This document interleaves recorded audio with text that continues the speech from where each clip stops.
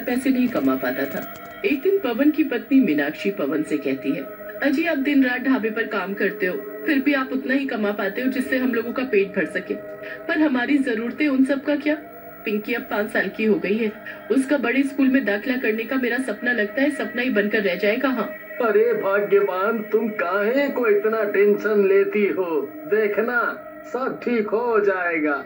अगली सुबह पवन तैयार होकर मीनाक्षी से अपने खाने का डिब्बा लेता है और काम पर निकल जाता है। पवन ढाबे पर पहुंचकर देखता है कि ढाबे में आग लगने की वजह से ढाबा पूरी तरह से बर्बाद हो गया है।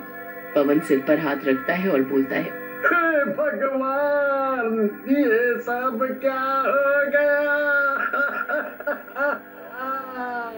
पवन घर पहुंचकर अपनी पत्नी को रोते हुए सारी बात बताता है। अजी ढाबे से तो हमारे घर का खर्चा चलता था, ढाबा ही नहीं रहा तो अब घर का खर्च, मकान का किराया, ये सब कहाँ से पूरा होगा।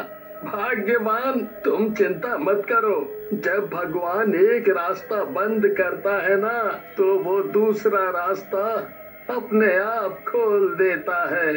फिर पवन रोज काम की तलाश में घर से निकलता है, पर उसे कहीं कोई काम नहीं मिलता और इस तरह से कई दिन बीत जाते हैं। एक रोज पिंकी अपनी माँ से कहती है, माँ कितने दिन हो गए हैं आपने मेरे लिए वो स्पेशल वाला ऑमलेट नहीं बनाया, आप तो बस रोज रोज चटनी बना देती हो, मुझे तो आज आपके हाथ का ऑमलेट ही खाना है। मीनाक्षी मनी मन बोलती है, हे भगवान, मेरी फूल सी बच्ची को कैसे दिन देखने पड़ रहे हैं। अब तो घर में बचे खुचे पैसे भी खत्म होने लगे हैं, ना जाने कब पिंकी के पापा को कोई अच्छा सा काम मिलेगा और कब हमारे अच्छे दिन आएंगे। फिर मीनाक्षी दुकान से अंडे लेकर आती है और उन अंडों का बढ़िया सा ऑमलेट बनाकर पिंकी को देती है। तभी पवन भी थका हारा घर आता है और बोलता है, अरे वाह, आज तो रसोई से बहुत ही अच्छी खुशबू आ रही है। ऑमलेट बनाए हैं, आइए आप भी थोड़ा सा खा लीजिए। पवन ऑमलेट खाते हुए मीनाक्षी से बोलता है, असली स्वाद तो तुम्हारे हाथों में है, इतना बढ़िया ऑमलेट है कि ऑमलेट और ऑमलेट बनाने वाली की जितनी तारीफ की जाए उतनी कम है। अजी ये सब छोड़िए, आप पहले मुझे ये बताओ आपको कहीं कोई काम मिला या नहीं।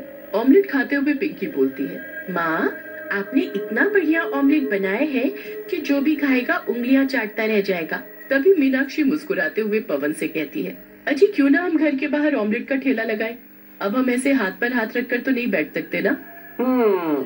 बात तो तुमने बहुत अच्छी कही है, पर तुम तो यहाँ के आस पड़ोस के लोगों को जानती ही हो ना। अजी हम अपने घर के बाहर ऑमलेट का ठेला लगाएंगे और जिसे जो बोलना है बोलने दो। फिर अगले ही दिन से मीनाक्षी अपने घर के बाहर ऑमलेट का ठेला लगा लेती है। जैसे ही मीनाक्षी ऑमलेट बनाना शुरू करती है, तभी महेश और मनदीप नाम के 2 दोस्त ठेले के पास आते हैं और बोलते हैं, अरे वाह मीनाक्षी भाभी, आपके ठेले से तो क्या बढ़िया ऑमलेट की खुशबू आ रही है। वाह वाह। हाँ भाई मनदीप, जब खुशबू इतनी बढ़िया है तो सोच ऑमलेट कितना बढ़िया होगा। अब भाभी जल्दी से हम दोनों के लिए एक एक प्लेट ऑमलेट तो देना। वो दोनों ऑमलेट खाते हैं और बोलते हैं,